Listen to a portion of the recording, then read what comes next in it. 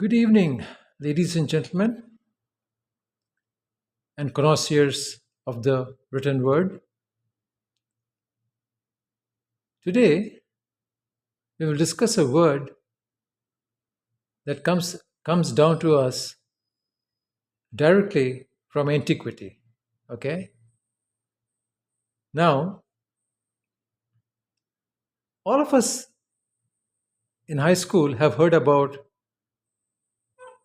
those ancient chemists that were not called chemists in those days, but rather alchemists. Okay? Alchemists,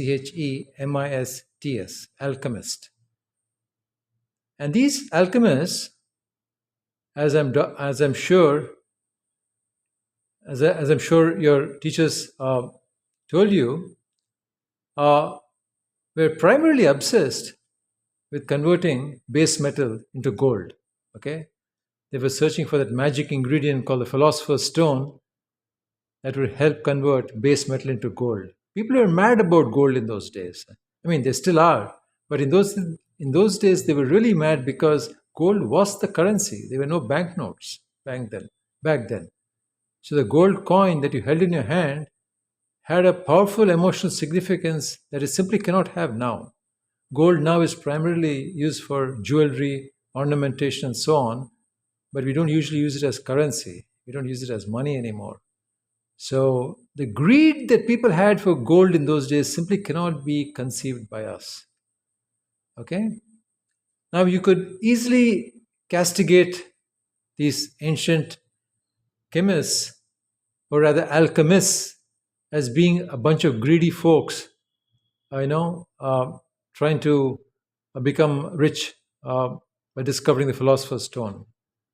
And to be sure, greed was the driving motivation. I mean, these people were not doing this alchemy, all these chemical experiments, using all kinds of exotic chemicals in the interest of science. I mean, they were not interested in knowledge except insofar as it helped them convert base metals into gold. So, alchemy was very utilitarian. It was not interested in the pursuit of truth the way modern chemistry is now.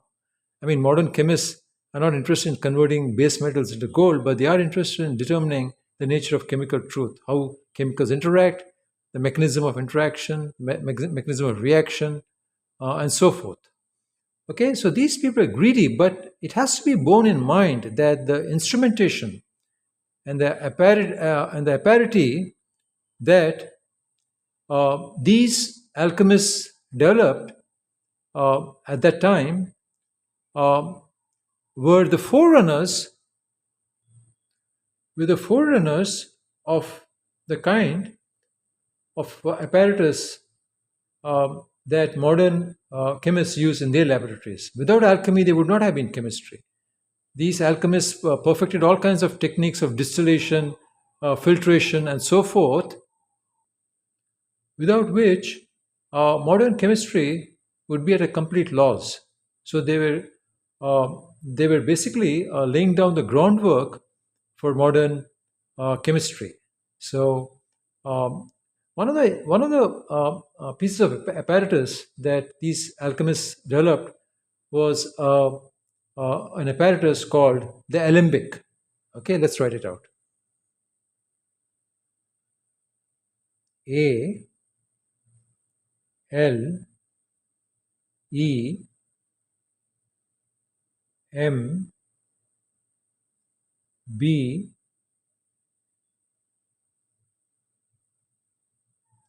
I C. Alembic. Alembic. Alembic.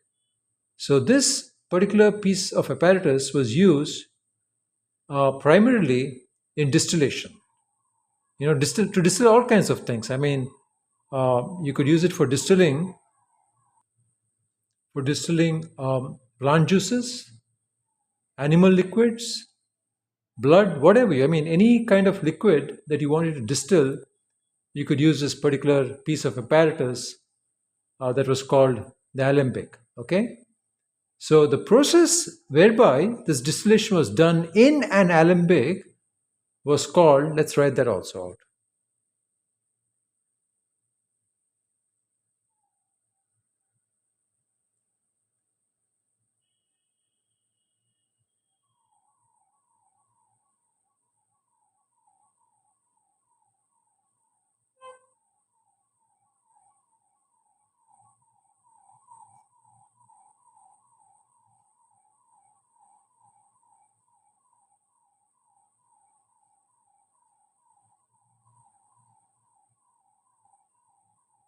A lot of silence in the background. I know, disturbing you.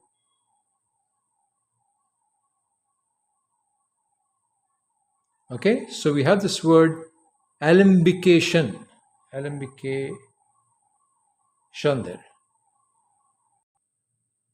Now we have a third word yet. Let's write that also. That word is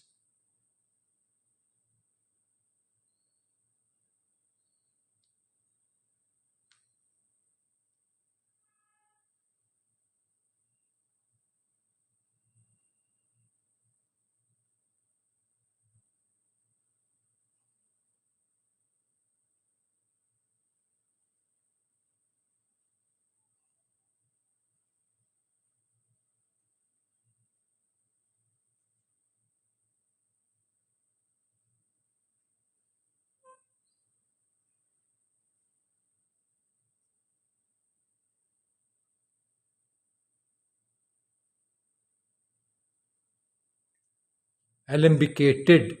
Okay, so now we have these three words: alembic, which refers to the actual apparatus. Then we have alembication, which refers to the process of this distillation in an alembic. And then we have this word alembicated, which is an adjective. Okay, alembicated. Now you're probably wondering why I'm giving you these words. I mean, this is not a chemistry class, and it certainly is not an alchemy class teaching you how to do ancient alchemy. So why am I giving these words? The reason I'm giving you these words is because they serve as such powerful metaphors. Okay? For instance, let us use the word alembic as a metaphor. Okay? For instance, we could say he was a skeptic and a scholar who sought the exact truth, distilling data, into deductions in the alembic of his abstract analytical awareness. Okay, so it's not just alembics that do distillation. Our brains also do distillations. So you could say our brain is like an alembic. It takes in data and it distills and deducts certain deductions. Okay, we deduce things from the data. In a sense, we distill the data into a deduction. So the word alembic serves as a very powerful metaphor for this process of distillation. It doesn't have to simply refer to the physical process that happens in a chemistry laboratory. And by the way, modern versions of alembics still exist. They're not called alembics anymore, but this alembic was the forerunner of a piece of apparatus that is used even today. Okay, so I'll repeat that again. It was such a long sentence that you may not have fully appreciated it. He was a skeptic and a scholar who sought the exact truth, distilling data into deductions in the alembic of his abstract analytical awareness. Okay, so you're calling his awareness an alembic, his intellectual awareness, his analytical awareness, an alembic that is distilling truths, distilling a deduction from raw data. Okay, so we have used the word alembic. Now let us use the word alembication. You could also say it was not easy for Sir Isaac Newton to make the great discoveries that he made. It was only after prolonged thought, after a great deal of abstract alembication, that he was able to make the great discoveries that he did. Okay, so now we're using the word alembication as a metaphor for the thought process. Okay, the distillation that happens in the human brain. So we're saying it was only after prolonged abstract alembication in his mind that Sir Isaac Newton made the great discoveries that he did. Okay, so you have something called abstract alembication. Now let us use the word alembicated also. It's an adjective. It doesn't sound quite as nice as alembic and alembication, but alembicated also can be used as an adjective. Okay, so let us use it in a sentence.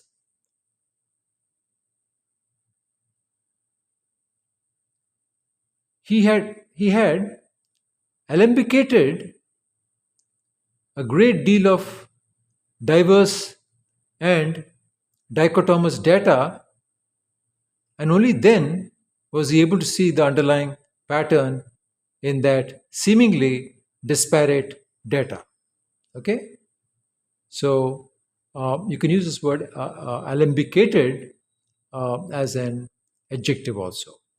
So we have these three words: alembic, alembicated, and alembication. Okay, I like the first two. I'm not somehow very comfortable with the last word, alembicated, which is kind of like, it doesn't sound, it sounds slightly uncouth. Okay, that TED at the end is like, it's too thick on the tongue. So I suggest you use the first two, because especially the first one. I mean, the alembic of awareness is such a lovely metaphor. It kind of melts in the mouth.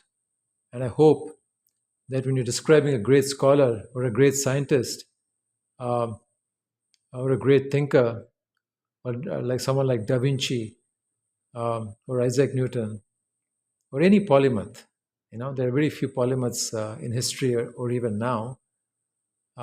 So when discussing people like that, to say they thought or they were deep thinkers, or they cogitated or reflected on data, that sounds too simple, too diluted. Somehow, well, uh, it doesn't quite match their grandeur.